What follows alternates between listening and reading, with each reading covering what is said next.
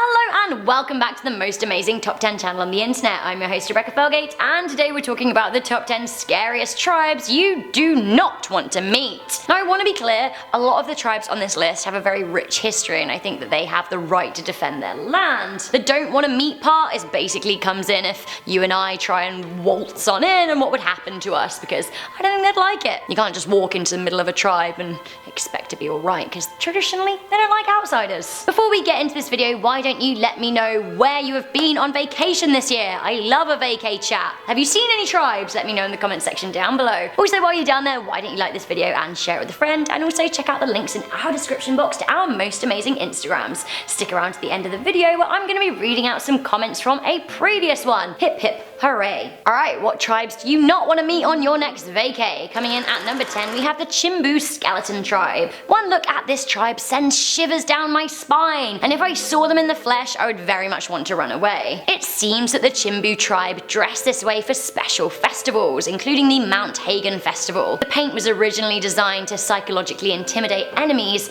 and also to present themselves as superhuman. The tribe live in a remote mountainous region of Papua New Guinea, and first made contact with the connected world in 1934, although they do remain elusive, and to be honest, painted like that, I wouldn't want to run into them. I wouldn't want to mess with them. Coming in at number 9, we have the Acero tribe. Have a look at the Acero tribe. Usually, I wouldn't say you should ever judge people by the way they look, but when it comes to tribes, I would say, actually, if they look threatening, that's because they want to scare you. They want to scare you off, and like, maybe you should be scared off. What happens if you don't heed that warning? Do you really want to find out? The Acero tribe are also known as the Acero Mudmen because of their masks, which are made from mud. They're also hella spooky. The story behind the mud is that one time they approached an enemy after hiding out in a muddy bank. The enemy thought that they were spirits and fled. Would you like to see them in action?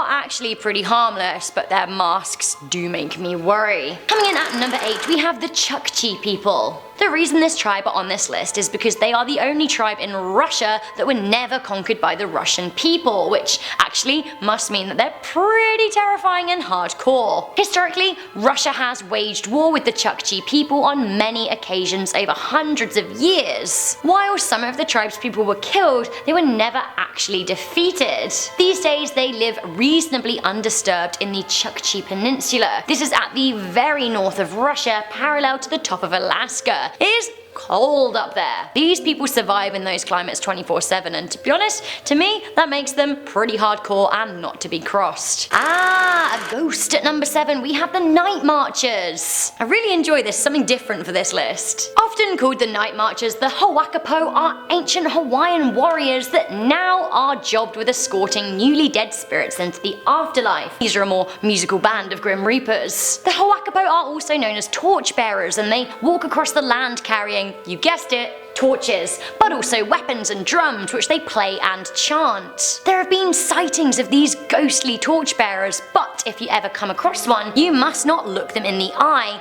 as they may mistakenly class you as someone who needs to be marched into the afterlife. That is, unless one of your relatives is in the tribe who can vouch for you. It's rules. Those are the rules. You know that the Hawakapo are nearby if you hear distant drumming in Hawaii, if you hear conch shell horns, see faint torchlight, and smell faint foul odors.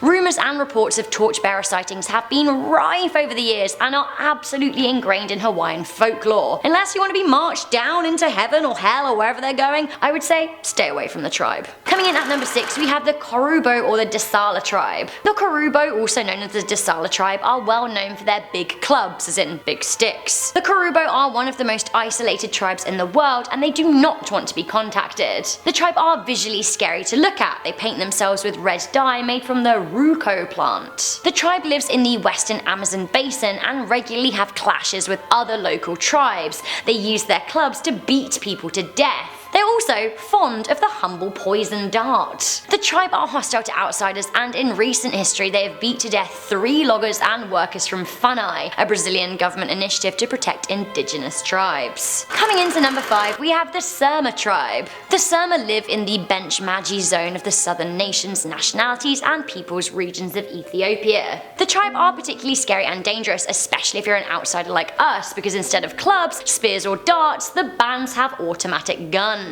Yikes. Guns aside for the moment, the tribe do have a tradition of beating one another with sticks as a rite of passage before they can officially become a man, so as you can gather, the Surma don't shy away from violence. While the Surma do have guns and are hostile to outsiders, there aren't actually any reported incidents of them shooting anyone, so I guess while things may seem barbaric to us, who are we to judge them? They probably just want to do their own tribe business and let us leave them alone. Coming in at number 4, we have the Aghori sect. The Aghori sect are infamous for their morbid worship practices. Now, they use a corpse during their rituals, and they often threaten to eat people. Have a watch of a CNN reporter interacting with them. Honestly, this freaked me out. Can you imagine being in this situation? People on that side of the river are so afraid of the Aghori.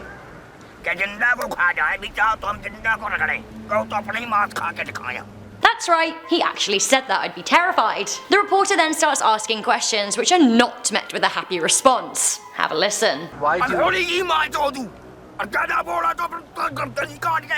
Wow! I absolutely think I'd be bricking it. The sect are very secretive and they generally shy away from interactions with others, and honestly, that's enough to make me want to stay away from them. Okay, next up, not 100% a tribe, but like a terrifying story and a terrifying jungle gang in Papua New Guinea. At number 3, we have the cargo cult. This is such a scary story. The story starts with Stephen Tarry, a man who gathered thousands of disciples in Papua New Guinea. He lured them into the jungle and encouraged them to be part of his sect. The man wore white robes and preached his own gospel while standing on a rock and calling himself, and I quote, Black Jesus. The cult lived in the jungle much like a tribe, and Tari was their leader. He would regularly lead ritual human sacrifice, which is repugnant. On one occasion, he slaughtered a virgin he called his flower girl and encouraged his following to drink her blood. One mother testified that she was made to drink her own daughter's blood. Now it seems that the tribe-like cult turned against him, and actually the leader was murdered himself in 2013. I guess he got what was coming to him.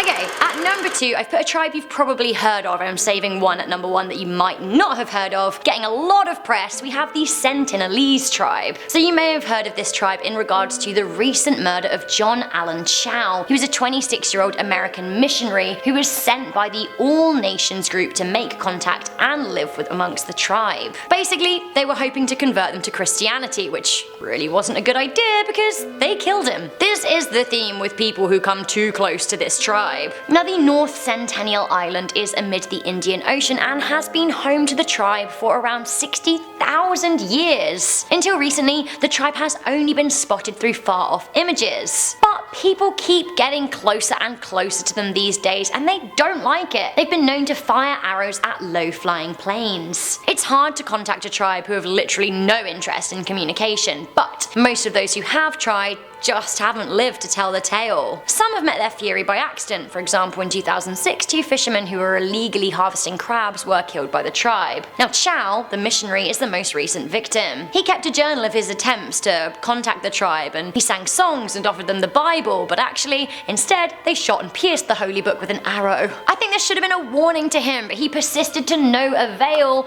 and was met with a mixture of laughter and hostility. In the end, it all got too much for the tribe, who decided to kill him. He was last seen by the crew who went with him on the adventure. He was dragged away. They said they saw him dragged away and killed, and they saw his lifeless body spotted on the shore. Gnarly. Finally, coming into number 1, we have the Korowai Tribe. The Korowai Tribe are one of the most feared tribes in the world. They were only discovered in 1974, and since then, encounters have been very limited. The tribe are based in Papua New Guinea, and they are known to live in trees as to have a height advantage when intruders come into their space. face. They are known to shoot arrows at any trespassers, and they believe that white people are actually possessed by ghosts or demons. So obviously, as a white person wandering into this tribe, you can imagine what might happen to you. It is actually thought that the Korowai Tribe killed Michael Rockefeller, who disappeared after attempting contact in the 1960s. Some reports say that his body was seen amid the tribe on a beach. Now, in 2014, Australian journalist Paul Raphael visited the tribe and discovered that they do still very much eat people. That's right, they cannibalize the body of people who die under mysterious circumstances. Why? Because they think that they've been possessed by a kakua. A kakua basically is a